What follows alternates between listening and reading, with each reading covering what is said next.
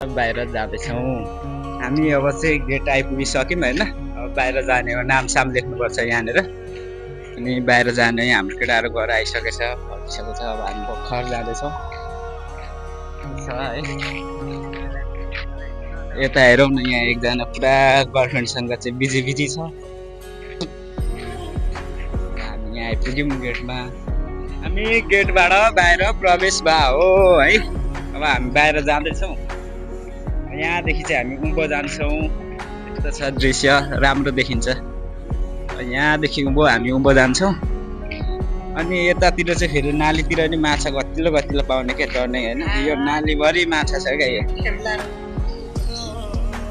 लाग्यौँ हामी उँभो। हाम्रो चाहिँ गन्तव्य उँभो हो। आजको लागि चाहिँ उँभो जाने प्लानिङ थियो, त्यही भएर उँभो जाँदैछौँ।